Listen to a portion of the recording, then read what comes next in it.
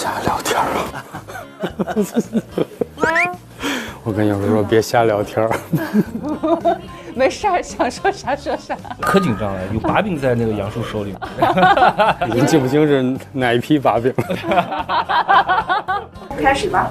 Hello， 我们小院的伙伴们还有亲友们，欢迎我们的黄兰老师。大家好，黄老师好，我是黄兰。对，黄老师，您是我的亲友，闺蜜。杨叔，这个我介绍一下，这个我跟杨叔认识20年了。哎，我觉得王老师蛮勇敢的，带个男闺蜜来相亲的综艺，你是怎么想的？这个是20多年，就是结婚的那个场地布置，所有的 key visual 都是他在做，所以他跟我们家里的关系都很好。哦，就未婚的时候就认识了。对。哦，当时对他选择老公有过什么疑义吗？很祝福。再找也很祝福。当然。徐工觉得王老师带一个男性来，我就觉得我其实跟饼干我们在云南那儿聊了特别多。对。那您怎么不请一个女闺蜜过来？怎么没有？那个院长是杨叔，是咱们国家非常有名的这个结构设计专家，北京的最高的超高层中国尊，就杨叔是主要的结构负责人。杨叔在我心里其实既是一个朋友，又是一个前辈，也是个长辈。恋爱的事儿是我其实会带到杨叔那儿，就特意给他看一看，带给我看，他也汇报让我给把一把。那当时亲友局你没来哈？当时有点事儿，但是我对这个事情不是很了解，因为以前没有接触过。其实如果是这样的一个情况哈，他那天给我打电话以后，我挺后悔的。其实那时候应该把其他事儿推了去，所以这次，我就很坚决，必须来的。我是我们这个节目的顾问，今天是亲友团过来，咱们一起追哈。对。好期待第6季发生了什么，对，我们一起来看一看。我没在电视上看过自己。Hello， 谁来了？ Hello， 你好。Hello 呀。Hello。我发现男性的眼神都很这个敏捷，非常的机敏哈。对。对，这是我第一次见所有的人。这是你的闺蜜吗？我的男闺蜜，第6个男嘉宾。你会不会觉得，因为我了解我的闺蜜，我知道她的口味，所以我先过来先扫一圈，哪个可能是她的菜？当时的感觉是？第一个感觉是徐工。对，然后和木木。今日活动，日落小院探亲日。我是饼干。你在干嘛？我同学来了，还有一个呀，看过去了，很紧张。我跟他说没关系，他让人过来会介绍的。今天上，我要给你找点吃的去。不用，这就可以了。起身了呀，他走进去了。你在干嘛呀？别弄了！今天早上这个特别好吃的。他得给朋友准备粥啊，挺暖心的哦。王老师没给你弄早饭吧？没有。你们就自己。马晴，你看这个，是你买的粥呢。你是工具粥，不是给他的粥。这是大嫂买的粥，兄弟喝一口。打包的隔夜粥。黄老师。那谁你好，我是 Ken。你好。已经有种正牌女友被介绍的感觉。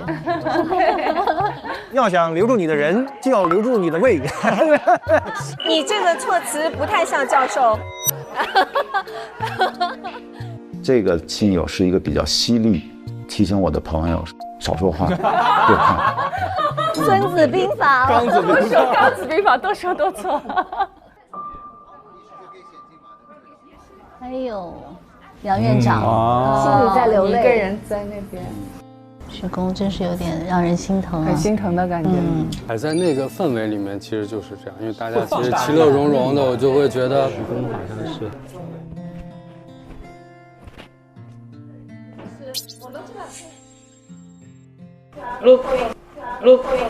王老师敏感的注意到了徐工的情绪啊，我想饼干跟他去聊，分享一下吗？哇，眼睛里带着慈爱啊。对，老父亲了。徐工就是在谁面前都有少年感，真的是。对，我像大家的公公的儿子一样。就谁在你面前那个妈味爹味都出来了哈。是少年。少年。对。找到一个男生，你了解他情况吗？他60，他有30岁。我们聊过，他说他也不会要再有小孩。就上来，你为什么要问这个问题呢？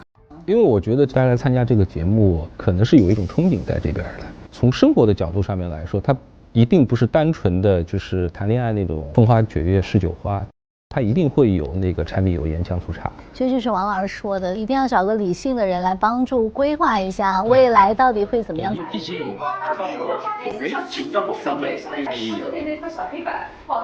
结了婚的幼稚的男人更幼稚。这段我感觉好像饼干是有点犀利的哦。其实也还好，我觉得其实我们都幼稚。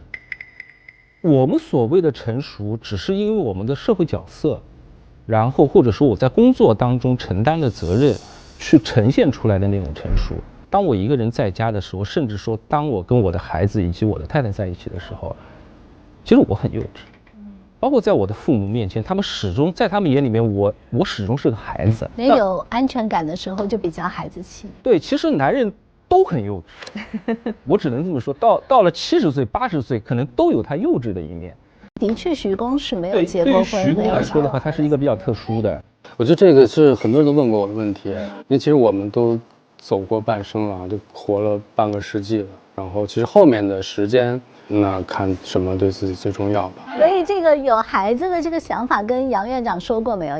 以前他交女朋友的时候是聊过这个事儿，因为以前都岁数小，随着年龄啊不同的阶段，人的想法也会有一些调整。对这个事情说实在的，他是有一个权衡的，他会面对现实的条件选择不同的解决的和需求。所以我觉得饼干还是敏感的抓到了这个很重要的点。我觉得可能来的女嘉宾都不会想再要小孩，对，就是说与其规划说要不要个孩子，就不如看看就是未来能走到一起的这个人是个什么人。这个是更重要的。如果人对了，其实孩子不孩子无所谓。如果相处的过程他能够走到婚姻啊，走到两个人走到一起，其实这个问题在这个相处的过程中就应该能解决。所以我也并不是在给徐工，就是说想从徐工这边得到一个明确的答复，只是我觉得在这个时候应该把这个问题抛出来，哪怕大家去思考一下。对，这思考的过程本身也是了解自己的过程。所有的刚才这个过程，我的感受就是说，他谈这些问题都是建立在两个人的感情相处到什么程度的前提下。对如果你在现场的话，你会怎么办？我觉得我会鼓励他应该更明确这个孩子的问题，前提我如果是这样的，我会做什么样的选择，是吧？不要回避，就咱俩聊了，就没他们的事儿了。他俩退后啊。对。家长对家长。这个徐工也理解，就是因为我只有1天的时间，但其实我们也只有15天的时间。对。但是来日方长。对，这不是来了吗？哎，谢谢你看，他刚才来了以后，给我理了一下我这7天的约会日程。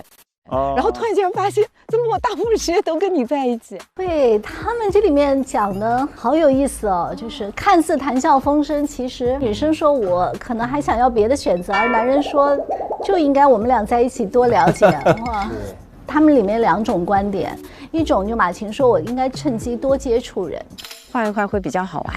还有一种就是说我既然喜欢你，我们就趁机多了解你。就是我们可以1对1多深入，我们一共就15天，对吧？越深入越好。就我很理解，最初的时候马婷会去说这样的话，因为我是觉得这是一个确认的过程，我是需要通过去了解其他的人，最后来确定我最初的选择是否正确。有了这样的一个过程了之后的话呢，才会更加让自己有更坚定的自信去往下走。马琴啊，她其实不是针对这个人，而是对这种行为。她一个女性，她受到保护、受到关怀，这是感性的东西。但是刚才您说的，那他就是回归到理性。但我理解到有些时候女人是这样的，就是她又希望男生呢多一点的保护欲啊，但是又希望不要太过界。对。但我说实话，签一签，我觉得有一点太……我觉得你有点紧张了。对我来说的话，那到这个份上了，我觉得对我来说无所谓，可能换个别人我也会背。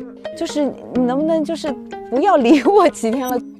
不要理我一天。他说出这句话了。对。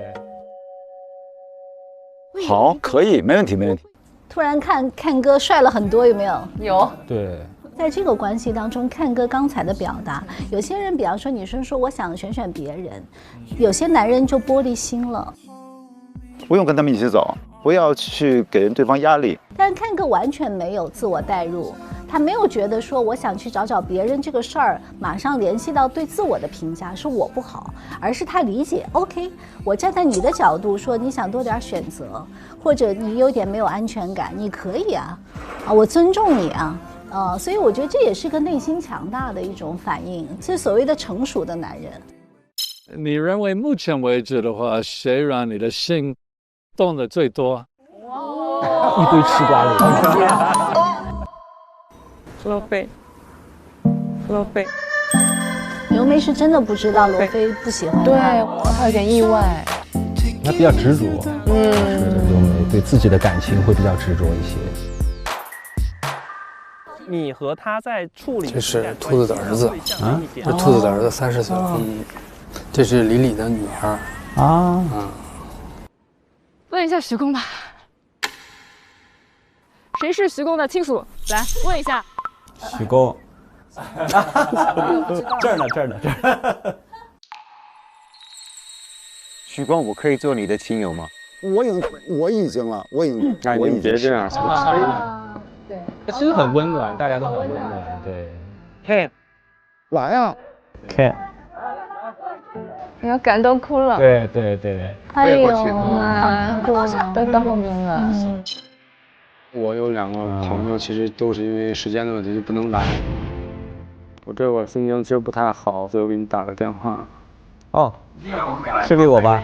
啊，17号我记得是。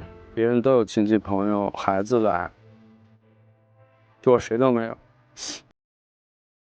露露当时接这电话也挺难受的。